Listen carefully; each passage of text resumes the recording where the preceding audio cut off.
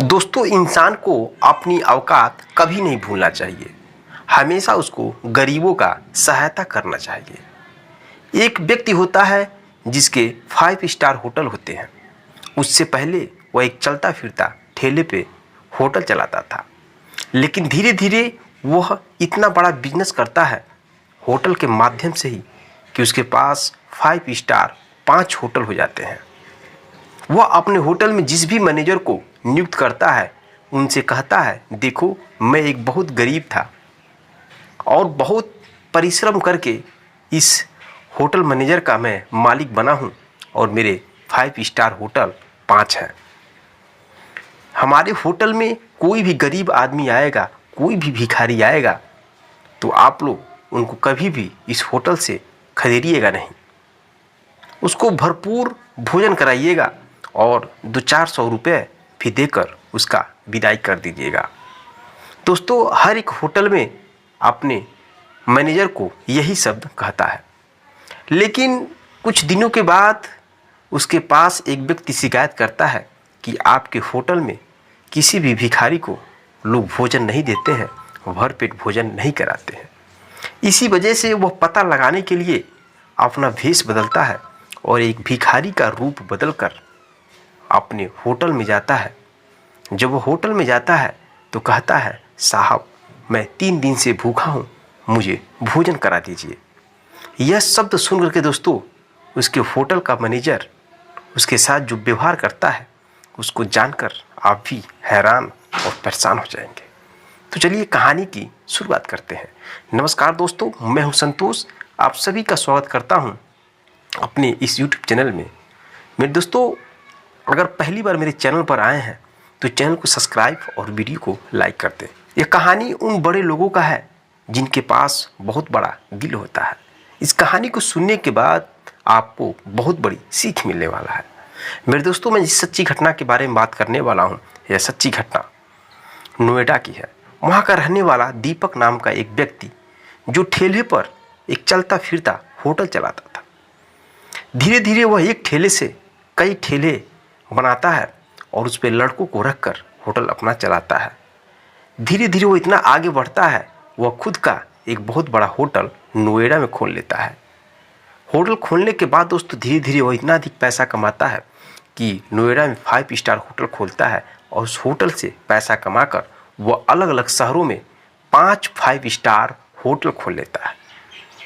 दोस्तों, होटल खोलने के बाद वह बहुत ही एक समझिए कि गरीब घर के था और बहुत दयालु किस्म का था।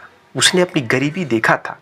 इस वजह से वह अपने होटल में जिस भी मैनेजर को नियुक्त करता था और जितने भी कर्मचारी होते थे उनसे सबसे यही कहता था कि मेरे होटल में कोई भी अगर भिखारी आता है तो एक भी रुपया बिना लिए उस भिखारी को भरपेट भोजन आप लोगों को कराना है। उसके बाद उसे 200-400 रुपये देकर भी विदाई कर देना है। मेरे दोस्तों, ऐसा उसका सिस्टम था। उसके पास बहुत बड़ा दिल था। लेकिन दोस्तों कुछ दिनों के बाद उसे पता चलता है कि उसके होटल में भिखारियों के लिए कोई भी जगह नहीं है, कोई भी भोजन नहीं कराता है। सब लोग धुतकार कर उसे खदेड़ देते हैं। इस बात की जानकारी करने के लिए मेरे दोस्तों वह बड़ा बड़ा दाढ़ी बढ़ाता है और भिखारी का रूप बदलकर वह अपने पहले होटल में जाता है। होटल में जैसे जाता है दोस्तों वैसे ही गेट पर वॉचमैन उसे भगाने लगता है। वो कहता है, साहब मुझे भूख लगा है, मैं 3 दिन से भूखा हूँ, मुझे होटल के अंदर जाने दीजिए, मैं भोजन करना चाहता हूँ। लेकिन दोस्तों वह गार्ड एक भी नहीं सुनता है और भिखारी समझकर उस होटल के मालिक को भगाने लगता है। दोस्तों पहले होटल के बाद जब वह अपने दूसरे 5 स्टार होटल में जाता है तो किसी तरह से वह गेट के अंदर एंट्री कर जाता है और उस होटल के मैनेजर के पास जाता है। कहता है, साहब मुझे भूख लगा है, मैं 3 दिन से भूखा हूँ, मुझे भोजन करा दीजिए। उस होटल का मालिक कहता है, तुम एक भिखारी हो, तुम्हारे इस होटल में आने से बड़े लोग इस होटल में नहीं आएंगे। यहाँ पे VIP लोग आते हैं और तुम एक भिखारी हो, यहाँ पे भोजन करने आ रहे हो। तुम्हें एक भी अनाज या रोटी नहीं मिलेगा, तुम यहाँ से जल्दी से भाग जाओ, नहीं तो मेरे कस्टमर बहुत सारे टूट जाएंगे और वीआईपी लोग नहीं आएंगे। दोस्तों वो भिखारी के रूप में गिड़गिड़ाता है, रोता है, साहब मैं बहुत भूखा हूँ, मुझे भोजन करा दीजिए, मैं चला जाऊँगा।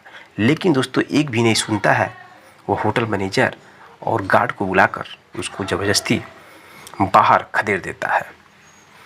इसके बाद दोस्तों जब वह तीसरे होटल में जाता है तो उस तीसरे होटल का जो बैंक मैनेजर था वह जेंट्स नहीं, एक महिला थी। वह महिला बहुत गरीब थी, बहुत रिक्वेस्ट करने पे उसको नौकरी पर रखा गया था। जब उस होटल में जाता है, जब वहाँ भी यही बात कहता है कि मैम मैं 3 दिन से भूखा हूँ और मुझे भोजन करा दीजिए भरपेट, यह शब्द सुन करके दोस्तों वह महिला इतना तेज बोलती है कि वह सोचने लगता है यह महिला जब नौकरी करने के लिए मेरे सामने गिड़गिड़ा रही थी, रो रही थी, तब इसका रोआब कैसा था और अब कैसा हो गया है, कितना घमंड इसके अंदर आ गया है।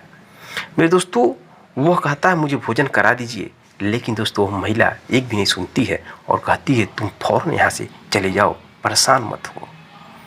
दोस्तों वो रिक्वेस्ट करता है, नहीं मानता है, लेकिन वह मैनेजर महिला उठकर उसको गाली भी दे देती है।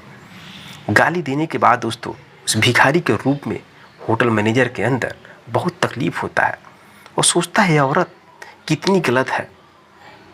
यह सोचते हुए दोस्तों वह पुनः उस होटल से बाहर निकल जाता है। ऐसे करके दोस्तों अपनी 5 होटल में जाता है और लास्ट में एक ऐसा होटल जिसमें उसका जो एक होटल मैनेजर था वो बहुत अच्छा निकला। जब वहाँ पे भोजन करने के लिए जाता है, रिक्वेस्ट करता है मैं साहब भूखा हूँ, मुझे भोजन कराइए, तो जो उस होटल का जो होटल मैनेजर था उसका नाम था कृष्णा। फिर दोस्तों वह कहता है कि ठीक है आप बैठिए, मैं आपको अभी भर पेट भोजन कराऊंगा। मेरे होटल के जो मालिक है उन्होंने कहा है कि कोई भी भिखारी अगर होटल पर आता है भोजन करने तो आप लोग भर पेट उसको भोजन कराइएगा और उसे 200-400 रुपये भी देकर विदा करिएगा। दोस्तों यह शब्द सुन करके भिखारी के रूप में होटल का मालिक बहुत खुश होता है, बैठता है।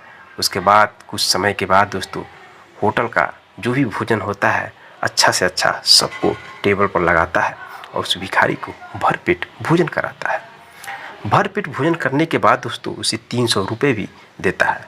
कहता है कि आप कभी भी आइएगा इस होटल में तो आपका पैसा नहीं लगेगा, आपको मैं फ्री में भोजन कराऊंगा। अगर मेरे इस होटल का कोई भी सदस्य कुछ बोलता है तो मैं अपने तनख्वाह से आपका पैसा एक कटवाऊँगा और आपको भोजन कराऊँगा। दोस्तों वह बहुत ही दयालु किस्म का था, क्योंकि वह एक गरीब था और गरीबी की हालत जानकर वह अपने होटल के मालिक को बहुत पसंद करता है और उसके दिमाग की ही प्रवृत्ति अपने भी दिमाग में रखता है। दोस्तों यह शब्द सुनता है, उसके बाद जो होता है उसे जानकर आप भी हैरान हो जाएंगे। जो मालिक है अपनी दाढ़ी नोचता है और अपने असली रूप में जब आता है तो उस होटल का मैनेजर उठ खड़ा होता है और अपने सर को नमस्कार बोलता है। दोस्तों वहाँ पूरी कहानी बताता है उस होटल का मालिक और कहता है देखो मैं एक गरीब था, मैं सभी लोगों से कहा था, लेकिन मेरे होटल में ऐसा कोई भी नहीं कर रहा था, कोई भी गरीब की सेवा नहीं कर रहा था। एक तुम ही मिले हो मेरे 5 होटल में से कि तुम मेरे बताए हुए बातों का पालन कर रहे हो। दोस्तों वह एक मीटिंग बुलाता है, सभी होटलों के जो मैनेजर हैं सबको बुलाता है और एक मीटिंग रखता है। और मीटिंग रखने के बाद दोस्तों सभी को बहुत तेज़ी से डांट लगाता है, फटकार लगाता है। वो कहता है कि आप लोगों का पैसा नहीं इन्वेस्ट हो रहा है, अगर आप लोग किसी गरीब को भोजन कराते तो मेरा नुकसान होता, लेकिन आप लोगों ने ऐसा नहीं किया। अगर कहीं आपका यह होटल होता तो आप लोग तो किस तरह से किसी भिखारी को खदेड़ते हैं और मुझे अच्छी तरह से मालूम चल गया। आप लोगों के दिमाग में यह रहना चाहिए कि हर एक व्यक्ति को गरीब की सेवा करना चाहिए। अमीर तो बहुत लोग बन जाते हैं, लेकिन अमीर के पास अगर बड़ा दिल है तो वही असली अमीर व्यक्ति कहलाता है। दोस्तों बहुत समझाता है सभी लोगों को। समझाने के बाद कहता है कि जितने लोग हैं एक होटल को छोड़कर वो सभी लोग अपना सैलरी लेकर रिजाइन करें और मुझे पूरे स्टाफ को बदलना है। मेरे दोस्तों पूरे स्टाफ को बदल देता है और नए लोगों को उस होटल में रख देता है। तो यह रही दोस्तों एक अमीर व्यक्ति के दिल की कहानी, जिसके बहुत बड़ा दिल था। मेरे दोस्तों, आप सभी लोगों को एक गरीब व्यक्ति का सेवा करना चाहिए। सेवा करने से, दान दक्षिणा देने से आपका कभी कम नहीं होता है। लेकिन इस समाज में ऐसे लोग हैं जो लोग अमीर बन जाने के बाद गरीब लोगों को अपने पैर तले, अपने जूते तले समझते हैं और रखते हैं, थोड़ा भी उनके ऊपर रहम नहीं करते हैं। मेरे दोस्तों, ज़िंदगी आपको एक बार मिलती है। इस एक बार की ज़िंदगी में आप चाहे इज्जत कमाइए, चाहे बेइज्जत कमाइए, चाहे अपने पूरे तकदीर को बदल दीजिए, चाहे सभी लोगों के दिल में उतर जाइए, वह आपके ऊपर डिपेंड है। मेरे दोस्तों, मरने के बाद इंसान का कुछ बचता नहीं है, बस बचता है तो उसके किए गए कर्मों का जो रिजल्ट है वही बचता है। जैसा आप समाज में काम किए रहेंगे वही सब लोग याद करते हैं और वो भी धीरे धीरे एक दिन भूल जाते हैं। मेरे दोस्तों, मरने के बाद आदमी शमशान घाट जाता है, हर एक व्यक्ति शमशान घाट जाता है। शमशान घाट का मतलब जहाँ पर सबकी शान समाप्त हो जाती है। मेरे पास रुपए है, मेरे पास बंगला है, मेरे पास गाड़ी है। दोस्तों, सबकी शान समाप्त जहाँ हो जाती है वही शमशान हो जाता है और एक दिन इसी मिट्टी में वह मिल जाता है। तो इसलिए दोस्तों, आपसे रिक्वेस्ट है कि अगर यह कहानी आपको अच्छा लगा तो आप गरीबों का सहायता करिए और अपना बिजनेस जो भी कुछ कर रहे हैं मस्त रहिए, मगन रहिए, क्योंकि यह देश जो है भारत एक बहुत ही अच्छा देश है, बहुत अच्छा संस्कृति वाला देश है। तो हम अपने इस देश की संस्कृति को, गौरव को बचा कर रखें, गरीबों का सहायता करें। दोस्तों, एक कहानी आपको कैसा लगा, थोड़ा सा भी अच्छा लगा तो चैनल को सब्सक्राइब, वीडियो को लाइक करें। मिलते हैं नेक्स्ट वीडियो में नेक्स्ट कहानी के साथ। तब तक के लिए दोस्तों, जय हिंद, जय भारत।